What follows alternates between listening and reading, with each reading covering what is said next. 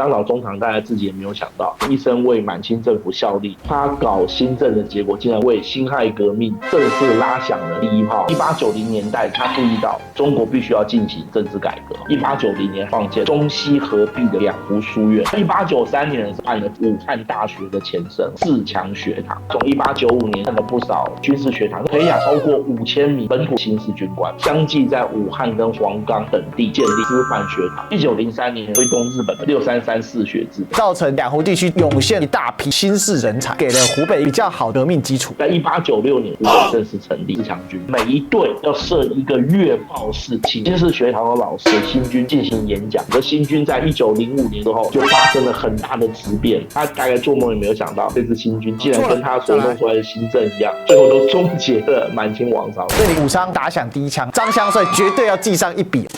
Ladies and gentlemen, welcome the host. 欢迎收看今天的《货来座谈》，我是主持人历史哥李修。我们今天继续来聊历史讲堂司徒思明系列哦。最近呢，我们一直在聊革命啊，我们介绍了好多地方的革命，那还介绍过很多的刺杀事件哦。然而我们都知道啊，革命的爆发原始点呢是在湖北的武汉啊，也就是呢今天的武汉下辖的武昌起义啊。可是为什么革命会爆发在这个地方？这个两湖地区啊，过去似乎呢在革命就沾不上边哦。所以我们今天来好好来聊一下，到了革命要爆发前夕，到底两湖地区是什么样的条件造成了这样的一个状况？而且这里面非常有趣的是呢，当时的湖北啊，也是武汉这个地方呢，是非常非常先进的，因为有一个人这里大力的建设啊，就是张之洞啊。张之洞先生在这边做的事情可是非常非常的多啊。可是呢，他越做，把清朝的寿命越缩越短。怎么会出现这么吊诡的情形呢？明明是要救清朝，结果却意外的缩短了清朝的生命哦。今天我们就来好好聊一下湖北这个地方革命是如何蔓延滋养，最终酿成武昌起义它这个环境的哦。好，那关于这样的历史问题呢，我们今天来问一下谁呢？我们今天来欢迎王立本老师，学长好。主持人好，还有全世界的朋友大家好。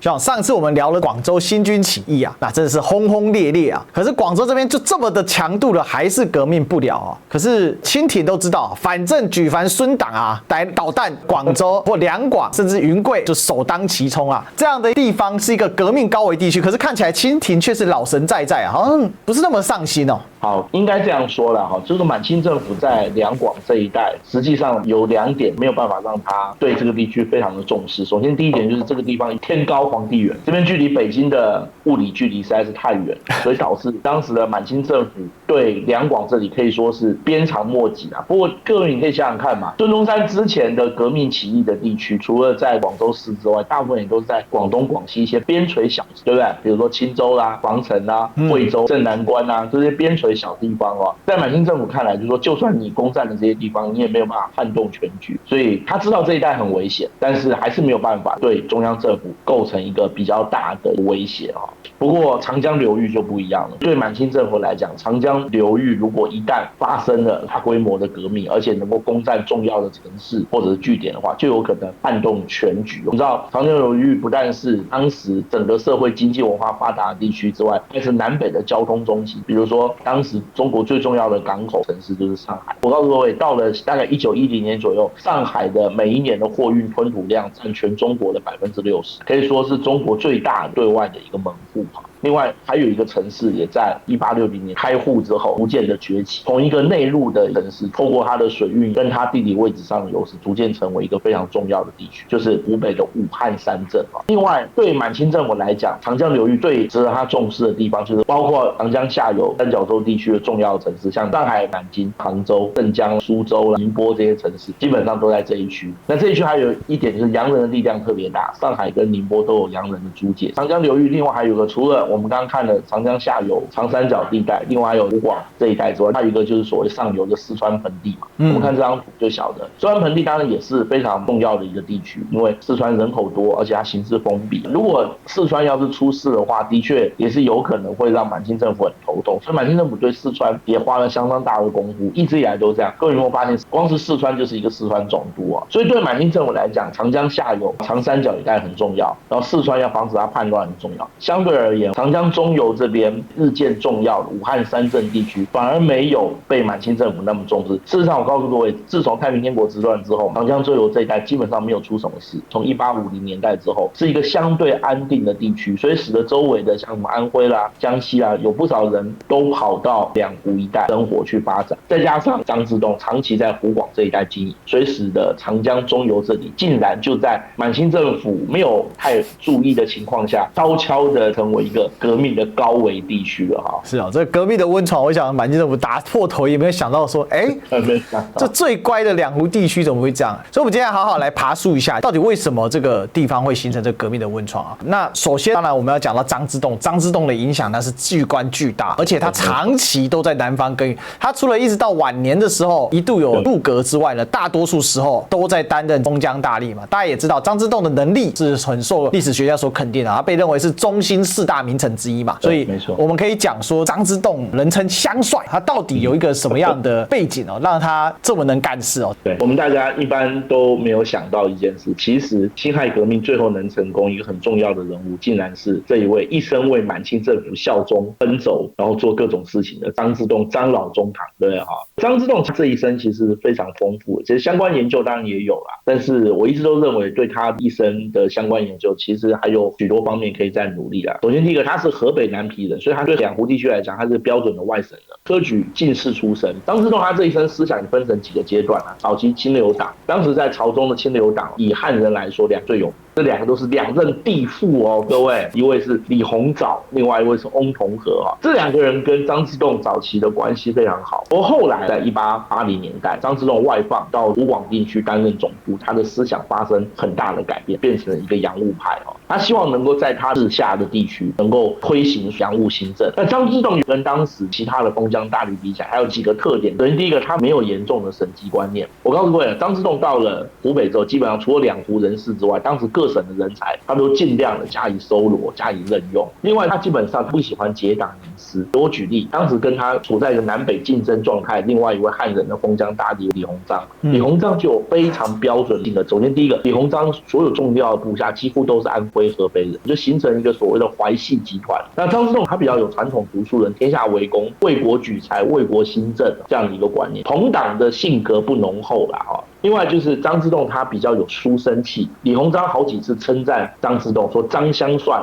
有古人之风，要不就说张香帅颇有书生之风其实这句话有点在暗贬他。李鸿章是三教九流什么样的人都用。那张之洞基本上他这一生都是以儒学当中修身齐家治国平天下的思想为他的政治抱负，更不可能会变得像袁世凯那样一味的追逐权势。袁世凯跟李鸿章有点像，但是又是李鸿章的加强版。其实这些特点都让湖广地区在张之洞的经营之下，很快就形成了一个新的局面。基本上到了1890年代甲午战争前夕，以武汉三镇为核心的张之洞所推动的洋务新政就取得了很好的成绩。这边做几个小补充啊，一个是张之洞跟李鸿章之间的关系啦哈。那张之洞因为第一个远离政治中心嘛，第二个张之洞常年的外政大家会觉得很奇怪，张之洞进士出身，学问这么好，在地方又那么有志气，为什么常年在外政呢？这是慈禧太后的苦心安排啦，就是他需要一些在南方的封疆大吏作为他的靠援啊，所以很奇怪张之洞是湖广总督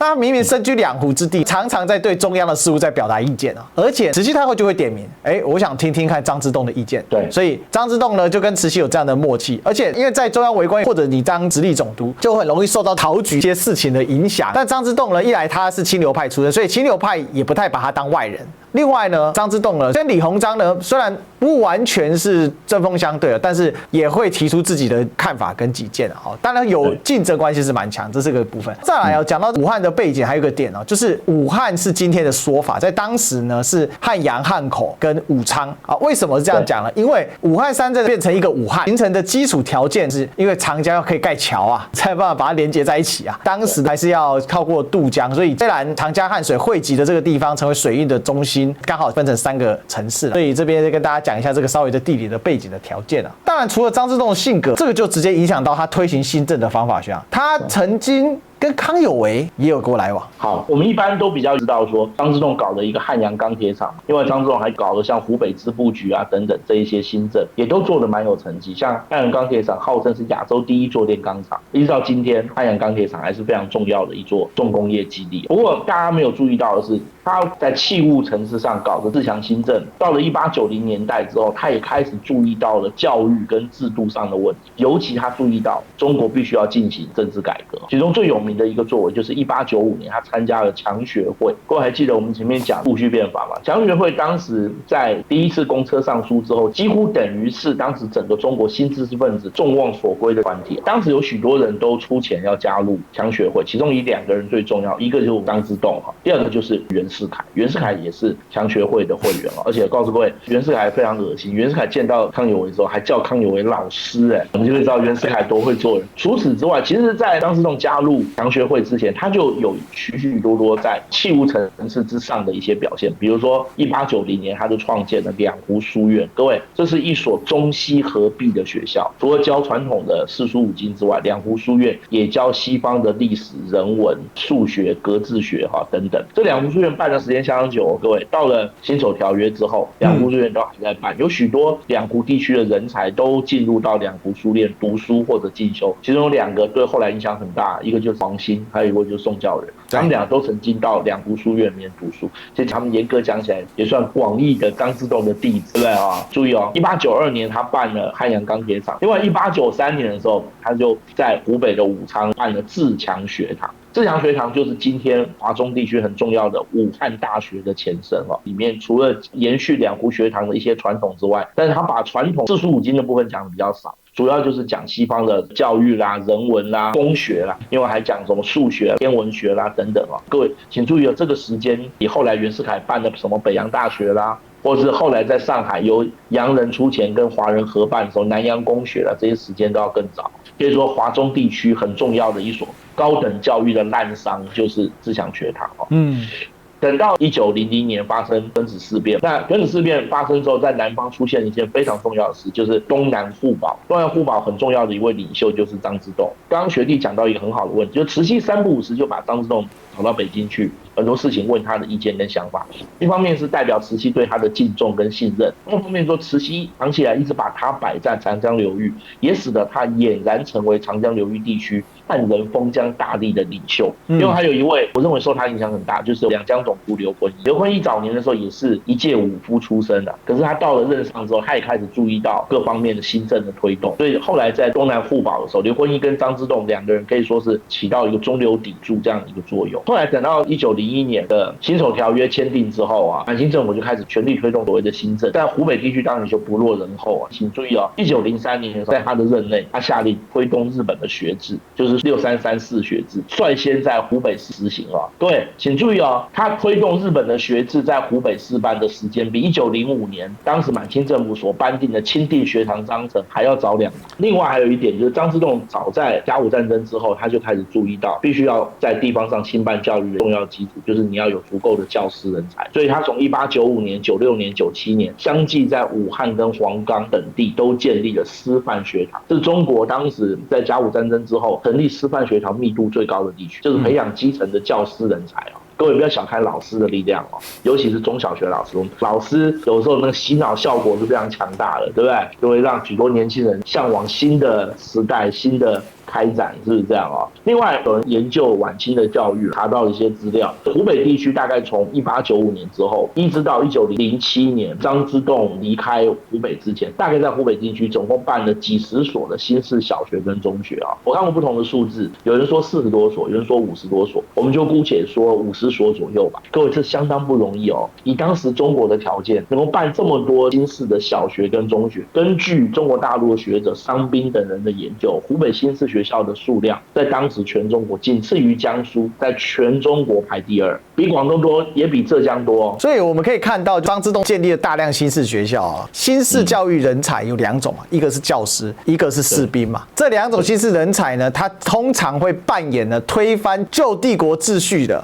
急先锋啊！你看张之洞2件都干了，而且从下到上，我们可以说这是完整的新式人才培育产业链的啊，从小学到中学到大学全给你设下去了。那这也造成两湖地区真的是涌现了一大批新式人才，包括我们刚才提到的黄兴啊、宋教仁这些人才的素质跟整个的逻辑在发生转变啊。那这些新式人才当然就有一些不一样的，他怎么去培养就很关键。因为刚才讲到两湖地区有一个问题是，两湖地区并不算富有，务农为主，不像浙江、上海、江苏啊、广东这些临海省份，他们是有非常多出海的机会的。你看这地域的差异有多大？但是张之洞用了一个方法，让两湖地区的学子还是可以受到一个很好的教育。像他用了什么妙方呢？当时的张之洞除了办新式学校之外，他还很致力于一件事情，就是他开始用他福广总督力量，大量的送当时两湖地区的青年俊杰，用省的经费到国外去公费留学，其中最重要的当然就是去日本嘛。我们前面也讲过，张之洞他甚至在劝学篇里面讲过嘛，在国内读3年的新式学堂，不如到国外读1年的书。而且张之洞就在劝学篇里面写得很清楚，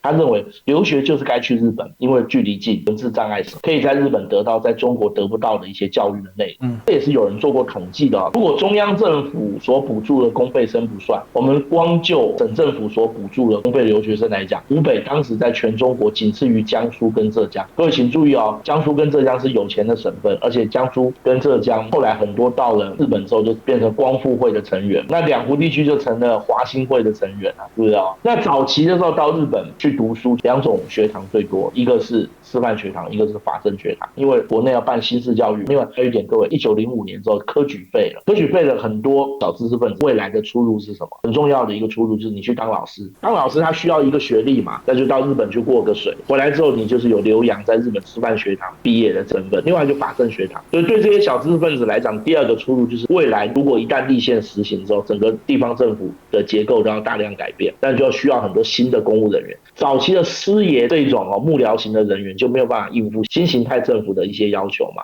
各位，我们前面讲像光复会、华兴会，有很多都是到日本读法政学堂，比较有名以两湖来就是黄兴跟宋教仁这2个都是到日本读的法政学堂。不过大概从1906年之后两湖地区的留学生开始有一种趋势，除了师范学堂跟法政学堂之外，后来居上就是在日本就读陆军学堂，包括我们前面讲过的成城学校、政武学校，甚至有一些功课好的，甚至还进入到日本的陆军士官学校里面读书所以各位，两湖地区一时之间多俊彦所以我们一再讲了黄兴跟宋教仁之外，还有一位很重要就是吴禄贞各位请记住这个人，吴禄贞，这是一个差点改变中国命运的人他在日本就已经秘密的加入同盟会，他到北洋新军之后，也开始在新军内部建立了自己的小小势力，对未来整个中国革命几乎要发生很大的影响。就是这些人，我们现在看到这些人都是张之洞的新政之下的产物。张老中堂大家自己也没有想到，一生为满清政府效力，他搞新政的结果竟然为满清政府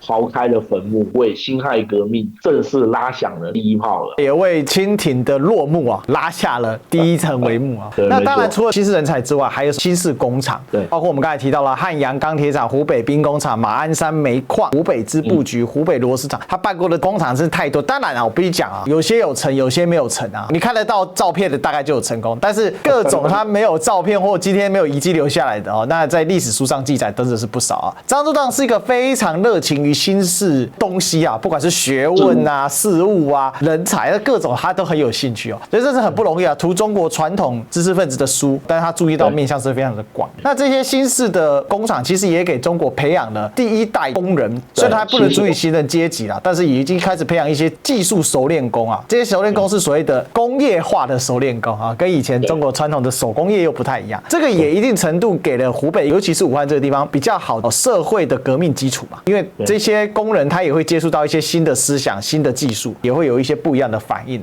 再来，除了张之洞的推动之外我们必须回过头来讲湖北这里的人文地理条件也是非常的特殊的不爆发革命则一爆发天崩地裂像湖北这边有一个很特殊的东西租界，内陆也有租界。对，一般比较不晓得是内陆租界最多的城市就是武汉三镇，当时武汉三镇当中的汉口。对，在庚子之后，汉口基本上形成了所谓五国租界，就是英法日俄德。各位，租界其实也是很重要的一个项目，在中国近现代史的研究当中有许许多多相关的研究了。各位也很难想象租界面积最大的当然是上毫无疑问。第二是谁呢？各位可能会讲说天津，对不对？因为天津有9国啊，听数字好像很多，其实没有。以面积来讲，第2大是在汉口。各位就会觉得很奇怪，为什么9国租界不会比5国租界大？因为9国租界当中有一些是非常小的以一个教堂为中心或以一个领事馆为中心而已。可是，在汉口的英法日俄德5国租界的面积都相当可观，而且一直到今天，建筑物都还保留得非常的完整。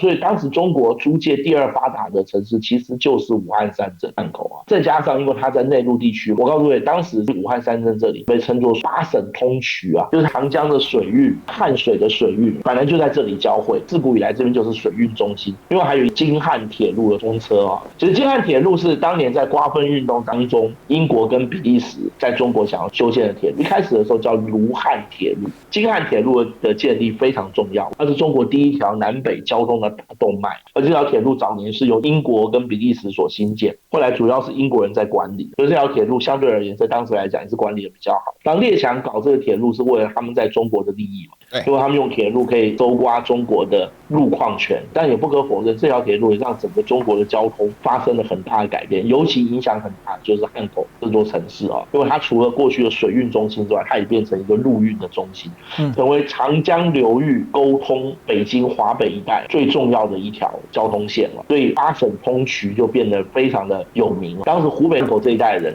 接触各国的商旅，因为还有租界，各国都在这里活动，所以当时整个武汉三镇地区就在这样一个环境跟条件之下，风气非常的活泼，当地湖北的老百姓也算是眼界大开所以当时中国有句话，我的外公外婆都是湖北人，小时候就听我外婆用汉口话讲的田上九桶腰敌上湖北佬非常骄傲你看到我小时候已经是80、90年代的台湾，这些湖北的汉口人还是对此感到非常的骄傲，所以他们思想开通，眼界开放，跟中国各地经商，又接触到各国的洋人再加上学校都造成了一个很明显的作用，就是武汉三镇一带的文盲很少。湖北的识字率相对于中国其他省份是比较高的所以就从这里开始，整个湖北就发生了很大的化学变化越先进，思想越开通，眼界越高的结果是什么？结果这边的革命思想就会越容易传入，满清政府在这边的统治力量就会越来越弱，就有可能在这边发生所谓的大革命的条件。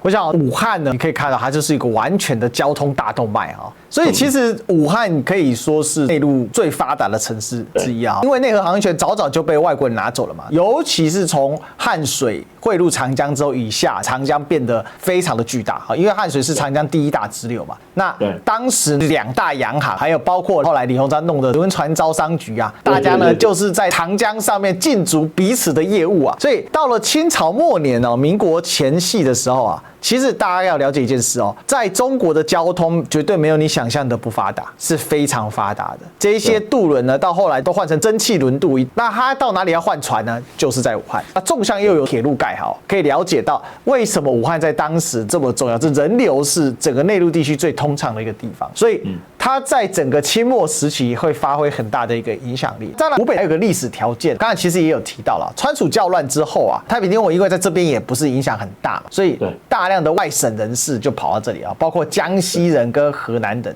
一方面呢，江西文风的衰落，这么多江西文人士子跑到了两湖，那也给两湖筹备了一些新的人才否则过去两湖相对来说就是务农为主所以文风没那么盛，比较淳朴一点那另外还有河南人，因为河南到清末的时候捻乱也在这边闹得很厉害所以有所谓的一根扁担到湖北嘛，因为其实河南是湖北的邻省。对，很多人地理概念可能不是很理解，就是它其实只要翻过了大巴山就到了。但大巴山到了清代的时候，已经没有那么崇山峻岭，所以相对是比较好走的这边也跟大家做一点补充当然，除了地理条件之外，更重要的，我们都一直讲嘛，革命的基干是什么？新军学长。真正的问题是你储备的这些人才，你有这些社会的基础，你有地理人文的基础，那新军的发展在湖北又是怎么样的状况呢？这么特别的一个地方，而且条件又这么好，它的新军自然就跟其他各省的新军不一样。我们前面也讲过北洋新军嘛，今天如果各位听过湖北新军之后，可以在心里面跟北洋新军做一个对比，你就可以晓得湖北新军的特殊之处啦。首先第一个，张之洞在1889年他担任湖广总督的时候，他就开始大规模的进行练兵。当时他自己讲，练兵兴学办厂为3大目标，他希望能够把整个湖广地区以武汉三镇为中心，建构一个中国新的基地啊。他希望以这个为基础来推动整个中国的现代化。张之洞他一开始他就有讲，他说他认为练军非为己而为天下。基本上他在面对当时中国内外交困的局面的时候，他希望能够在这边建立一支军队，能够支撑住当时中国的危局啊。当时的军队因为在两湖一带建立啊，所以难免也是有很浓厚的一个地方色彩。他具体的做法有哪些？首先第一点，他令目精壮。他在练兵的时候，他一开始就讲，所有过去参加过旧军的军人，基本上他都不要了，因为他认为这些旧军人有很多坏习惯。当时称作兵痞性太重，就是鱼肉百姓啊、克扣公款啊，甚至于售卖枪械子弹这些恶习非常多。他招募新兵，他讲得很清楚，他的新兵要体格强健，并且有明确的户口，而且出身清白的农村青年为主啊，而且他当时强调素不安分，犯有4案者，就是过去有前科的啊，一律不收。对比就是跟当时袁世凯在北方的北洋新军相比，袁世凯的北洋新军基本上是新旧军人参半。袁世凯认为说，旧军人有一个好处，就是他们有军事基础。所以湖北的新军相对质朴，比较没有过去一些旧军人的恶习，所以湖北的新军整个风气差距就非常的大了。当然就我们回到历史的源头嘛，就是张之洞他是怎么样逐步的把新军建立起来，这个部分就非常重要，因为这些新军就成为未来革命巨大的火种。张之洞搞湖北地区的新军，一开始为了保卫国家，但他大概做梦也没有想到，他搞出来这支新军竟然跟他所弄出来的新政一样，最后都终结了满清王朝。我相信满清政府也没有想到湖北这边竟然会出这么大的事情。对，我们就稍微来检视一下湖北新军它发展的一个历程。湖北新军基本上最早的时候是叫自强军，这也是受当时洋务运动的影响。在1896年的时候，在湖北正式成立哈。当时张之洞在署理两江总督期间，他就开始在规划所谓江南自强军。在1896年的时候，正式建立番号，就是湖北的自强军。因为他在江南担任两江总督的时间没有那么长了，不过他利用他在两江总督任上的一些资源，还是培养了一些人才。1896年的时候，当时他就公开讲，他说湖北居长江上游，会匪出没，虎背攸关紧要。其实在我看是一个借口跟理由，湖北地区的会党没有那么严重。第二省财用之处，无力招延洋便，但是湖北这边的经费有限所以我们不可能请洋人来当兵嘛所以他就认为说，那我们最好的办法就是我们在湖北这边要自己练军当时他在主理两江总督的时候，就招募了500个人，当时被称作叫江南护军前营，以这500个人为基础，就派到了湖北去也得到了满清政府的批准。后来到了湖北之后，就以这500人为班底，先后将它分成2个营，以当时的2个指挥官来指挥这2个营。各位，这2个指挥官其中一个后来就成为辛亥武昌起义的时候湖北地区新军的最高指挥官，一个叫做张彪，一个叫岳士仪，为这2个营的管带除此之外，他说他没有钱聘请外国士兵，不过聘请个教官还是没问题。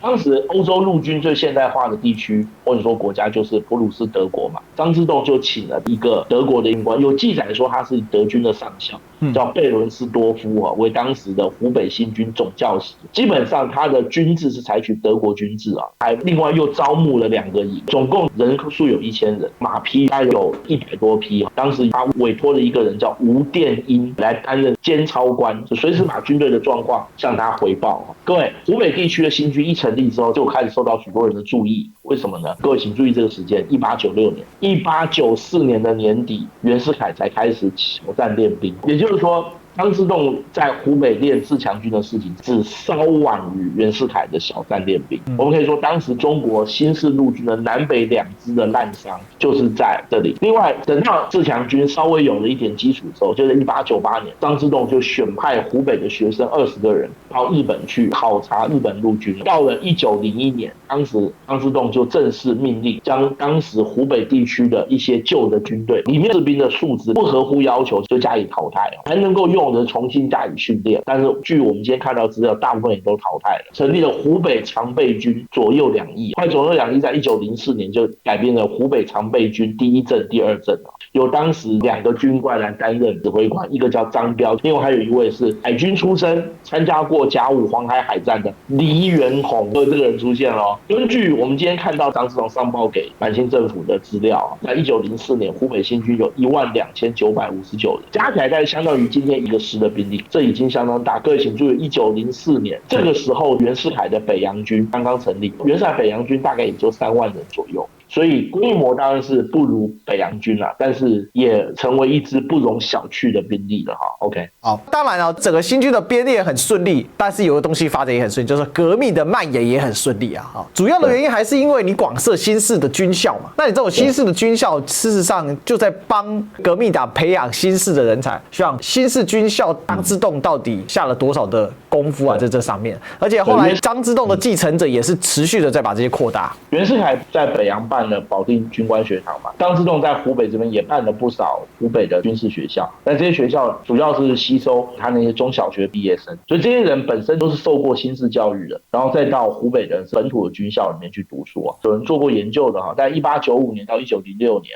张之洞陆续在湖北地区办了湖北武备学堂，另外就是湖北武备高等学堂，这是给军官的进修学校哈。另外还办一个陆军测绘学堂等等这些军事学堂，另外还有很多用我们今天话说叫所谓的训练班，就短期的学堂。再从1895年到1906年之间10年的时间，培养了超过5000名的本土的新式军官，主要就是进入到新军的各级岗位上面。各位，那训练这些军官，或者说后来又开始带领这些军官呢，主要是什么？主要就是他派到日本去的军校留学生，有很多后来回来之后也加入到两湖地区，尤其是湖北这里的新军里面，所以这边的军人基本上都是新军人。当时的一般人在参观过北洋新军跟湖北新军之后，都有截然不同的评价，尤其是西方的武官当时认为北洋新军以勇气胜，就是北洋新军比较剽悍嘛。那湖北新军以学问胜，就湖北新军最具备专业军人的素质。另外还有一点就是我们要注意，就是湖北新军当中啊，士兵的文化水平是非常重要的。当时湖北新军有一点是让全国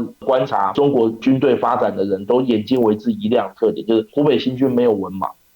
非常不容易，因为他在招募士兵的时候就明文规定识字是必要条件。那到了部队之后，他有各种补习教育。各位想想看，出身清白、家世好、受过教育、不是文盲，这些被算是当时的小知识分子了。因为在1902年的时候，他又在湖北练兵要义里面写得非常清楚，入营之兵必须有一半识字。在1904年的时候，他再度招募士兵，他就要求只能识字写字，并能略通文理。就是说你不但要识字写字，而且你还有读过一些书。当时的报纸都称秀士入营者颇多，就是所谓秀士就是受过私塾教育。除此之外他在部队里面还继续设有用我们今天讲叫做入营教育，或者说在军队中再设所谓的补习教育。在1902年的时候，当时他就要求在新军各营分设讲堂，讲堂就是给军人做再教育的一个场所，而且他要求所有的各部队每一队，像我们今天的点要设一个阅报室，而且3不5时还会请一些新式学堂的老师到这阅报室来给新军的官兵进行演讲，说是讲世界大事，宣导朝廷的政策。在我们今天看来，恐怕也就在这个过程当中潜移默化，把很多革命的思想就在里面偷渡传达给这些士兵，是啊。另外他还设了湖北陆军特别小学堂，考选士兵中文理通畅者，所以他的目的就是在部队当中不断的进行各种的教育，就是让他的士兵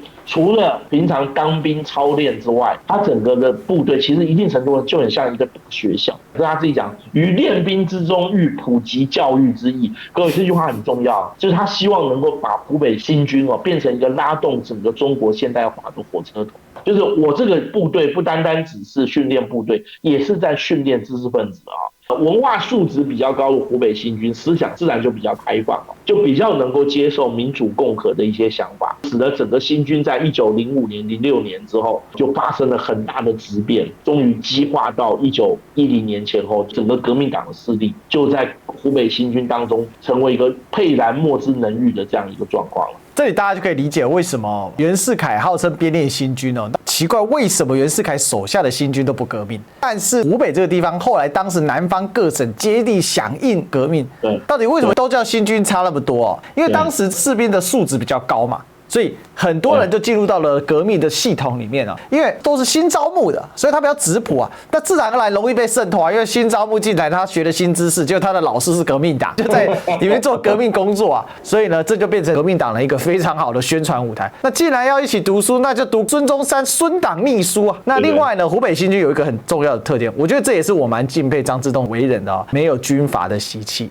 后来整个中国为什么会成为军阀的世界，都叫北洋军阀，因为北洋军人但凡成为军头啊，就想割据一方，变成一方的霸主啊。可是你看这个湖北军人，很多就进入到民国的系统，整个革命的体系里面了，他们就比较具有这种现代性啊，这是一个非常非常不一样的地方哦。所以到了辛亥章期的时候，其实湖北新军光是直接加入革命组织的就2000多人啊，然后呢受到影响了4000多人啊，所以你可以看到这非常的夸张啊。那当时整个革命呢，没有受到影响的清朝的新军哦，甚至呢不足1000人啊哈。所以你可以看到为什么在武昌会打响第一枪，很大的原因就在这边。另外，我们最后要考察一下，你说湖北新军会读书搞不好书呆子有战力吗？学长，湖北新军的战力又是如何的？哦，这个就是很严苛的考验了，对不对？当时不要说全国，全世界都瞪大眼睛在看你张之洞编练出来的部队到底能不能打仗。袁世凯是老军人了，对不对啊？我们大家都知道，练兵是他的专长，但你张之洞是书生出身啊。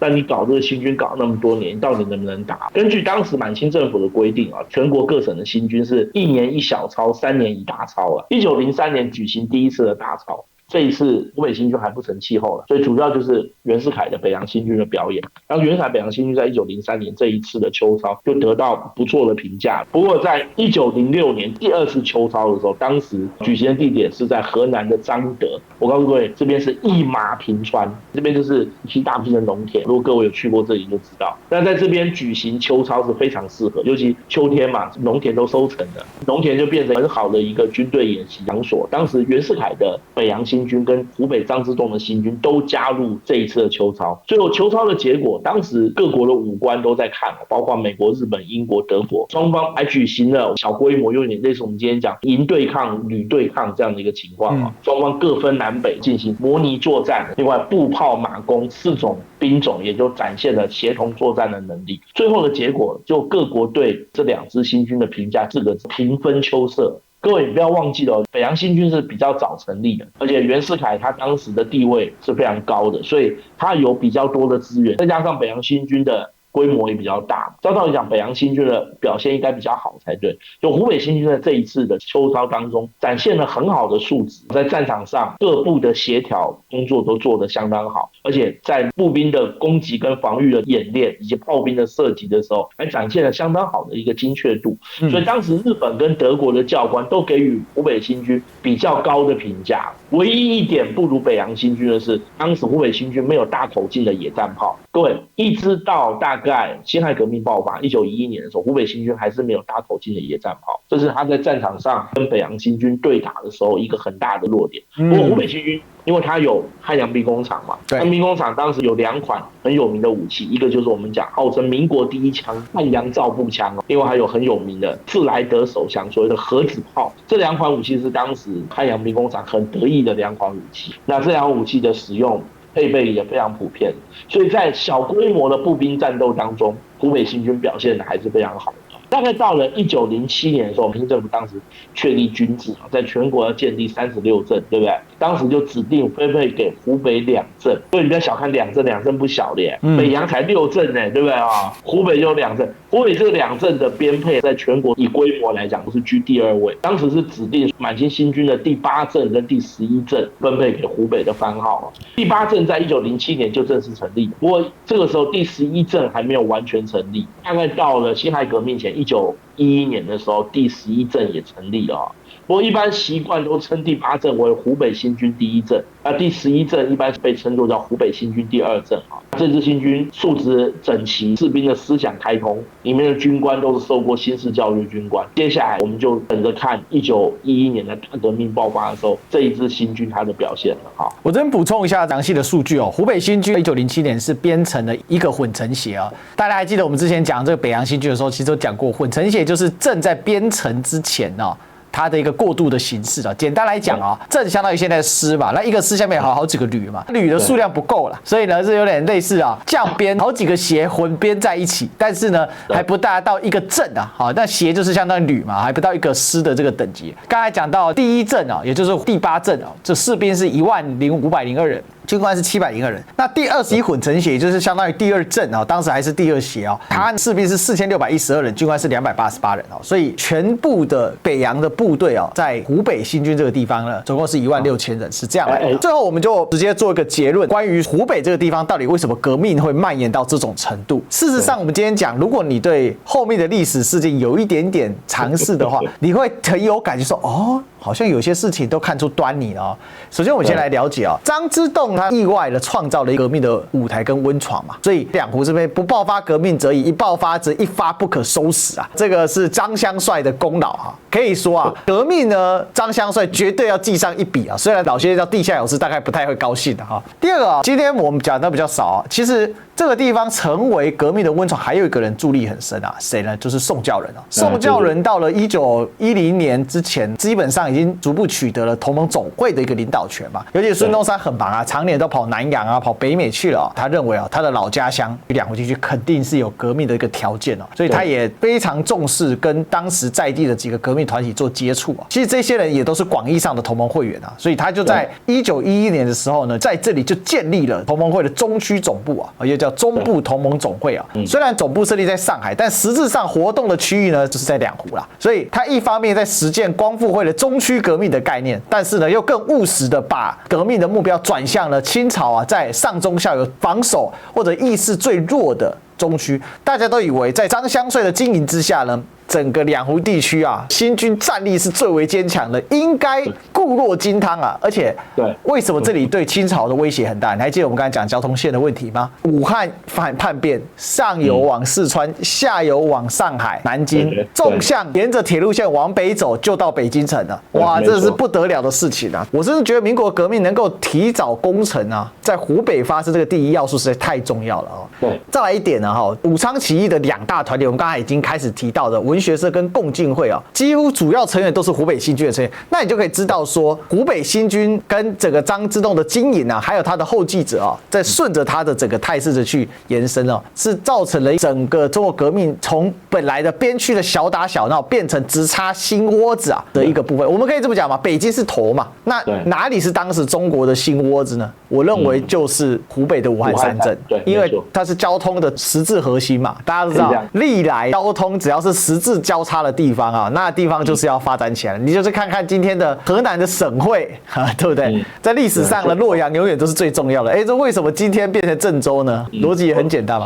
铁路经过嘛，它就是河南的实质交汇处嘛。再来，倒是有一点很重要的是，哎，奇怪，讲了那么久，你看我们都没有讲出一个两湖的大规模革命，还真没什么大规模革命啊，就没什么事情。对，就是酝酿的啊。那酝酿到了什么时候呢？我可以这么说啊，满地都是汽油桶啊，但就缺了一个点火的引信，到底在哪里呢？哎，我们这一讲还没讲到，但是呢，轰轰烈烈的黄花岗72烈士啊，就是最后啊，让整个氛围为之一变啊。革命已经到了不得不发了，那哪里可发？这里其实它就是缺了一个革命的爆发契机啦。这样看起来，我们可以这么讲啊，经过了张之洞还有其后继者的长久经营啊，湖广地区确实是一个非常适合革命的温床，只是没人去开发经营啊。那宋教仁呢，非常敏锐的注意到了这一点，所以接下来啊，大革命即将要爆发了啊。当然，在爆发的前夕呢，总要有一个信号弹，这个信号弹就会是我们下一讲要来跟大家分享的广州的黄花岗72烈士的起义啊。